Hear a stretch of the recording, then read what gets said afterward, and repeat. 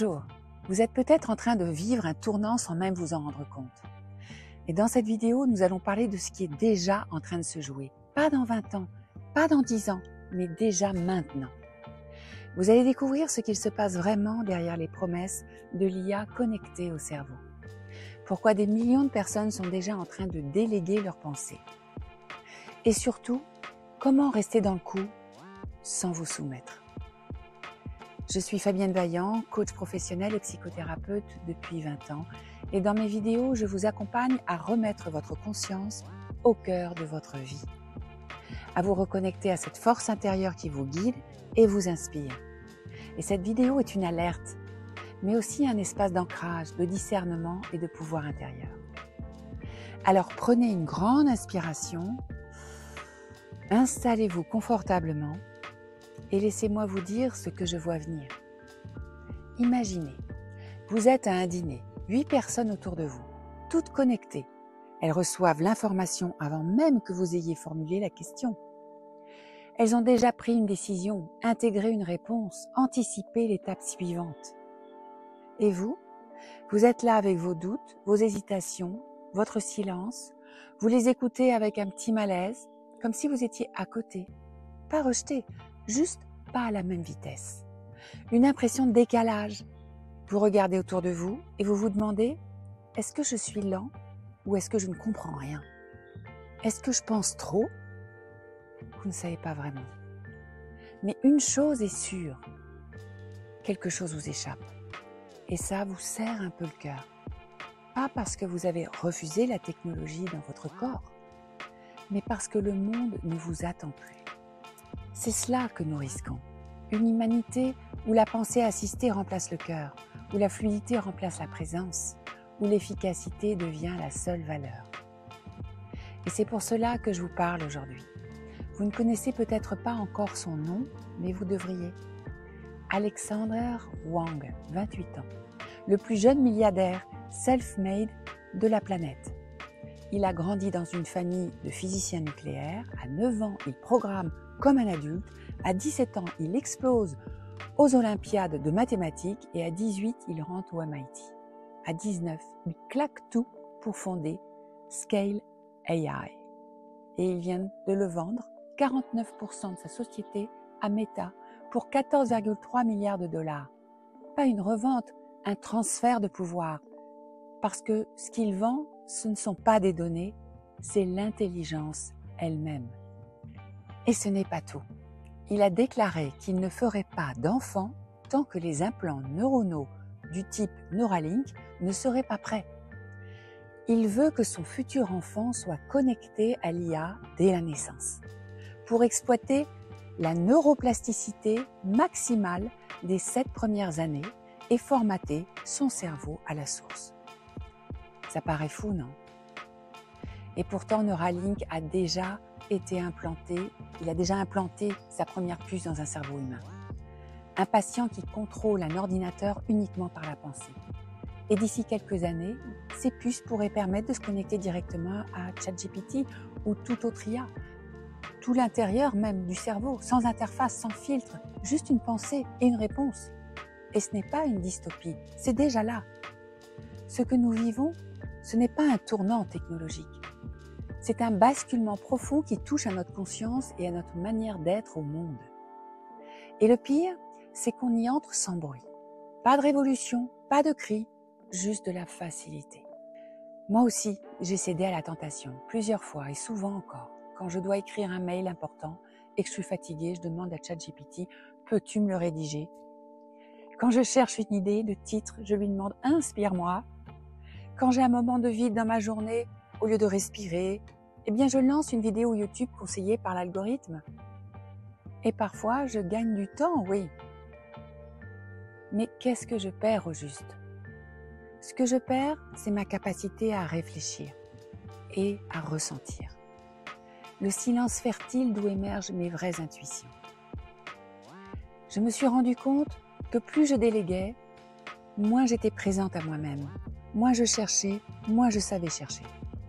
Moins j'écrivais, moins j'avais envie d'écrire. C'est subtil, mais c'est réel. Et les études le montrent, en 2023, les recherches de Google ont chuté de 21%. Pourquoi? Parce que nous ne cherchons plus. Nous attendons qu'un chatbot nous mâche la réponse. Le cerveau humain commence à désapprendre le raisonnement. Selon les chercheurs comme Marianne Wolf, la pensée profonde diminue à mesure que nous nous reposons sur les suggestions automatiques. Vous l'avez sans doute déjà senti, quelque chose est en train de se jouer là sous nos yeux. Mais l'enjeu est bien plus grand que ce qu'on nous dit. Car une partie du monde va se connecter, vraiment, avec des implants neuronaux, avec une IA intégrée dans le cerveau. Et vous allez peut-être choisir de continuer de vous écouter, de prendre le temps de respirer, de réfléchir, de douter, de discerner. Et cet écart sera de plus en plus inconfortable. C'est comme lors de l'arrivée d'Internet ou des Android. Au début, beaucoup ont résisté. Certains disaient « moi je préfère appeler que d'écrire un mail » ou « j'ai pas besoin d'un écran dans ma poche ». Il y avait une méfiance, une nostalgie, un attachement à la vie d'avant. Et puis tout a changé. Les démarches administratives se sont numérisées, les invitations, les emplois, les rendez-vous sont toutes devenues numériques. Même les relations humaines ont glissé vers les messageries et les réseaux. Et petit à petit, il ne s'agissait plus d'aimer ou non la technologie. Il fallait juste s'y mettre pour travailler, pour s'organiser, pour rester dans le rythme du monde.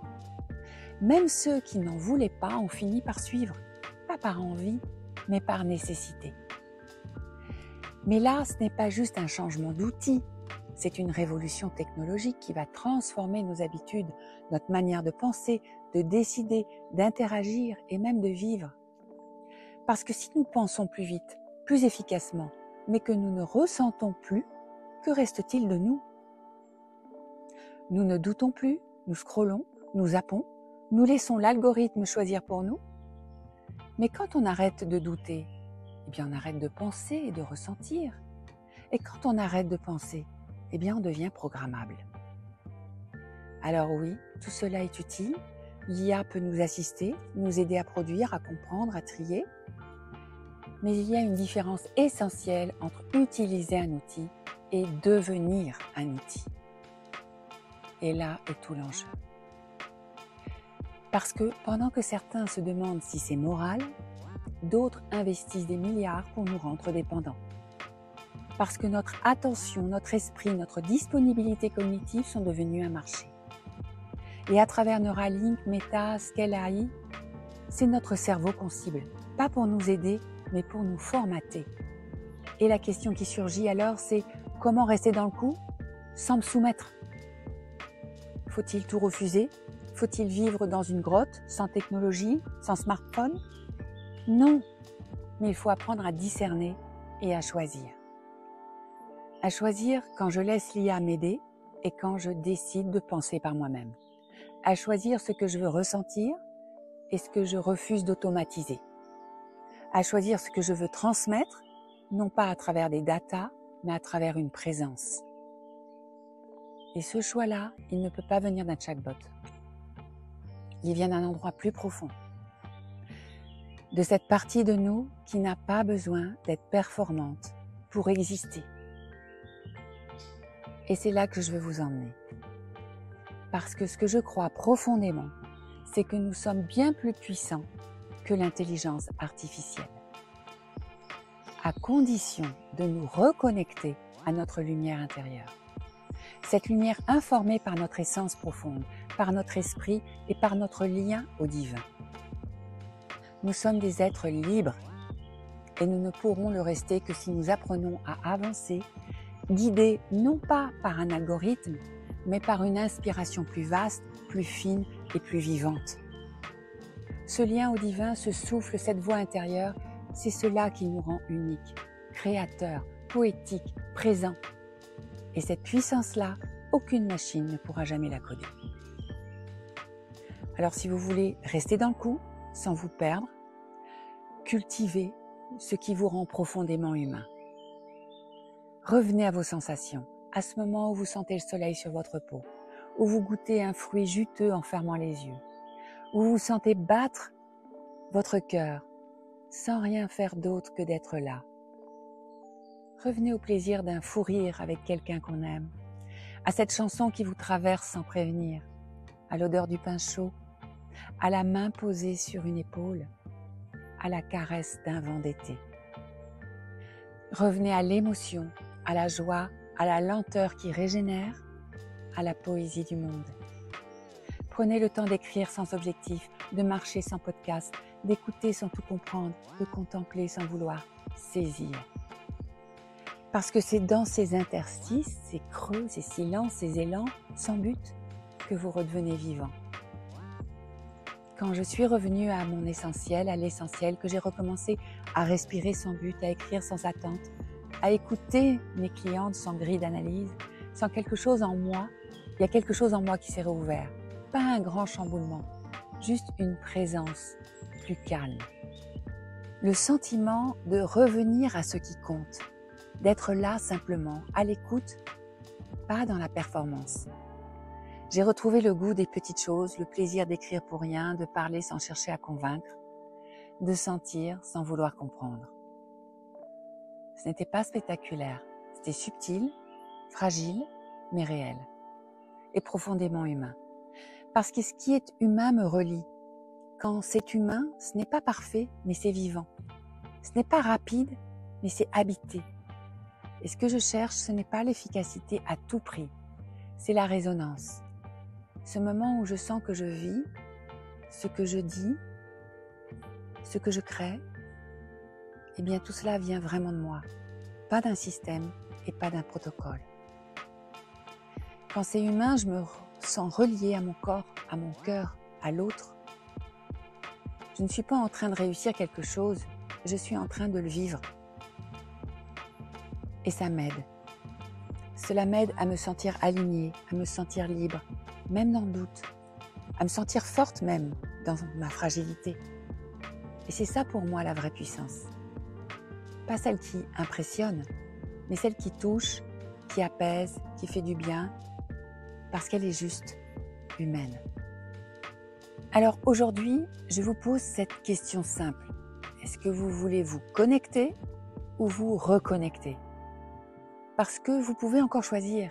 Il ne s'agit plus seulement de suivre ou de résister, mais de décider. Quel type d'humain voulez-vous devenir? Être efficace ou être présent? Répondre vite ou ressentir juste? Si vous sentez en vous cet appel à vivre autrement, à ne pas perdre l'essentiel dans la vitesse et l'assistance, alors je vous invite à faire un pas vers votre intériorité, vers votre propre sagesse, vers cette part de vous que la technologie ne pourra jamais reproduire. Je vous propose un espace de reconnexion, un rendez-vous pour faire le point, un moment pour sentir, pour écouter, pour clarifier ce que vous voulez vraiment. Pour revenir à l'intérieur, là où la clarté naît, là où les décisions s'alignent et là où la vie retrouve son goût. Pas pour s'opposer au monde, pas pour vous adapter au monde de demain, mais pour y avancer debout, aligné, inspiré, pour y rayonner sans vous y perdre. Alors le lien va se trouver sous cette vidéo, ce lien pour prendre rendez-vous avec moi. Si cela vous parle, je serai là pour vous accueillir avec grand plaisir. Parce que votre conscience vaut plus qu'un algorithme et qu'elle est encore entre vos mains.